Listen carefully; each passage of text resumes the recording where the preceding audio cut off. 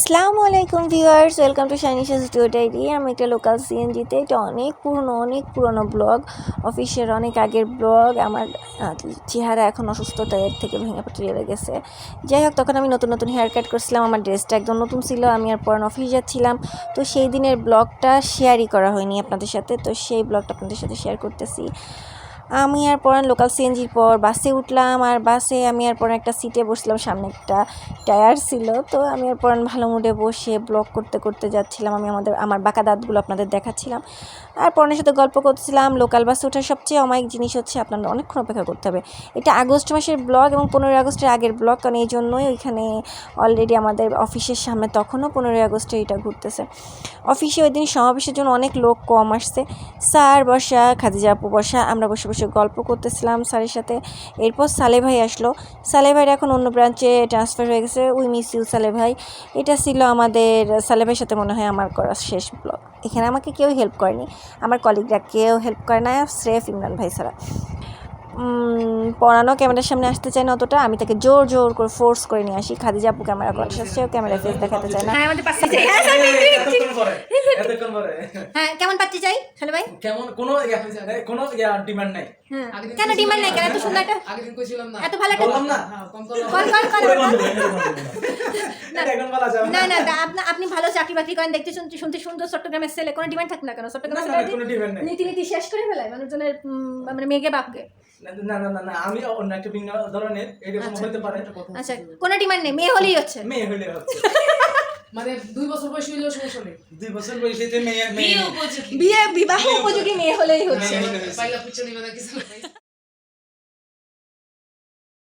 না, সালে ভাইকে ভিডিও করায়। সালে ভাই বুঝতেই পাইনি যে তাকে ব্লক করতেছি আমি। সে তাকায় সুন্দর করে একটু কথাবার্তা বলে হেসে চলে গেছে। যাই হোক, এটা সবার খুব পরিচিত হয়ে গেছে এতদিনে।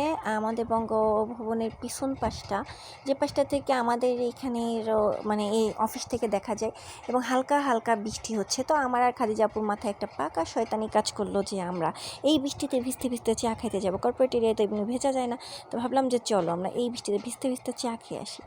তো আমি আর খাদিজা আপু যা ভাবা তাই কাজ, দুজনে কতক্ষণ দাঁড়ায় প্ল্যান করে আশপাশ দেখে স্যার পড়ান কেউ যেন না দেখে এমনভাবে আমরা টুকটুকে যে নিচে যে চা খেতে চলে গেলাম।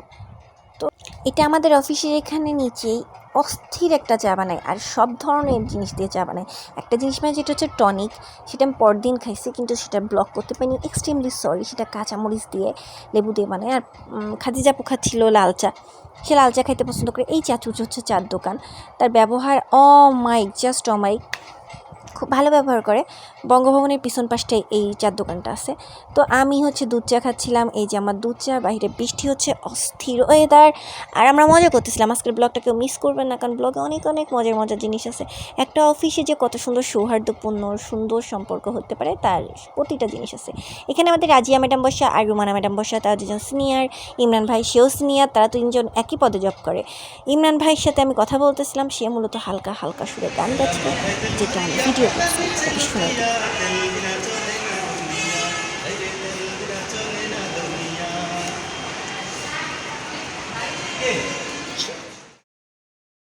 ইমরান ভাইয়ের তেলা মাথায় তেল দিয়া এই গানটা আপনাদেরকে আমি পারলে শোনাবো। তাকে রিকোয়েস্ট করতে হয় আমার একটা গান গাওয়ার জন্য। সে আমার সিনিয়র, কিন্তু খুব অমায়িক একটা মানুষ। যেমন আমাদের ম্যাডাম, আমি যার আন্ডারে জব করি, রাজিয়া ম্যাডাম।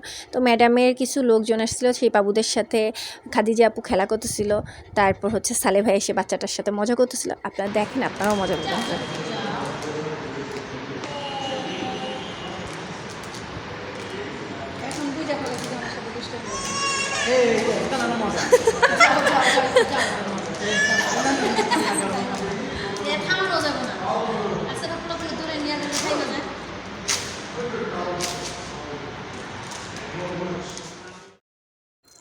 তো আমার ভুতুরে হাসি দেখে কেউ কিন্তু ভয় পাবেন না। আমি উঠলাম, অনেক রাত করে দিন বের হয়েছি, সিনিয়র টিম স্যারের রুমে গেছিলাম, তার সাথে কথাবার্তা বলে তার কাছ থেকে কিছু ট্রেনিং নিয়ে রওনা দিচ্ছি। এবং ওই দিন বাইরে মুগদা রোড পুরো পানিতে ভসে গেছে। আমি তখন নদীর উপর থেকে যাচ্ছি, বিআরটিসি বাসে বসা, কমলাপুর নামতে হবে, রাত বেজে গেছে 9টার বেশি। আর হ্যাঁ, আমার ফলোয়ার্সদের জন্য একটা সাবধানতার কথা বলে রাখি, অবশ্যই আমার চ্যানেলটাকে ফলো করবেন, নতুবা যে কোনো সময় আমার এরকম ভুতুরে মার্কা অরিজিনাল হাসি শুনে আপনি হার্ট অ্যাটাক করতে পারেন। তা আগে থেকে জেনে রাখবেন, তানিশার হাসি ভূতের যেন বাসি। সুন্দর হয়েছে না? যাই হোক, তো এই যে আমি ফ্রি ট্রি হয়ে চলে যাচ্ছি আর আপনাদের সাথে একটু গল্প করলাম, ব্লগ দেখালাম। যদি ব্লগটা ভালো লাগে please follow subscribe to my channel. আর আমি পানি বলতেছিলাম, আপনাদের বিশ্বাস হচ্ছিল না। এই দেখেন আমি নদীর ভিতর থেকে যাচ্ছি কিনা, কী পরিমাণ পানি। যারা হেঁটে যাচ্ছে তাদের পাহাড় মানে হাঁটু প্রায় সমান পানি। আমি নটরডেম কলেজের সামনে জ্যামে দাঁড়ায় আছি। আর এই লোকাল বাসের জ্যাম যে অফিসে আসার সময়ই আমাকে ক্লান্ত করে দেয়, আর পৌঁছানোর সময় তো আলাদা কথা। তো নটরডেম কলেজে 75 বছরের পূর্তি, সেটা আপনাদের দেখাই দিলাম।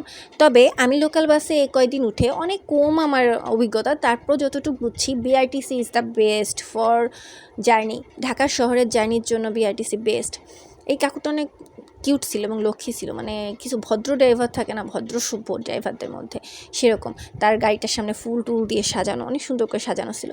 যাই হোক, এরপর আমি আর পরান এই মাঝরাতে দেখেন ফুট ওভার ব্রিজ পার হয়ে যাচ্ছি কমলাপুর, কারণ বিআরটিসি কমলাপুরের পরে আসে না, কমলাপুরে বিআরটিসির ডিপো। মতিঝিল থেকে ওই পর্যন্ত আসতে পারছি, আর যেগুলো আমাদের বাসা পর্যন্ত যায় ওগুলোতে সিট ছিল না। আর কমলাপুর দেখেন কি নিরিবিলি, বুঝতে পারতেছেন রাত কতটা বেজে গেছে অলরেডি। একটা ট্রেন চলে যাচ্ছে ওই যে। আর এই টাইমটা কমলাপুর স্টেশনে ফুট ওভার ব্রিজের পরে দাঁড়ায় ব্লক করার মতো সাহসিকতার কিছুই হইতে পারে না। তো এই জন্য পরাণকে বীর পুরুষ পদক দেওয়া হলো। যে পদকটা কই পাবো, খুঁজতে যাইতে হবে। যাই হোক, এবার আমরা এখান থেকে ঘুরতে ঘুরতে যাচ্ছি। অনেক হকাররা বসে, এখানে সিম পাওয়া যায় বিভিন্ন অফারে, আপনি যদি সিম নিতে চান নিতে পারেন। এরপর আমি পরাণ বাসায় এসে একটা কুরকুরে চিপস খাইলাম, দই মিষ্টি খাইলাম, কোক খাইলাম, আর সবাইকে বলে দিলাম আল্লাহ হাফেজ।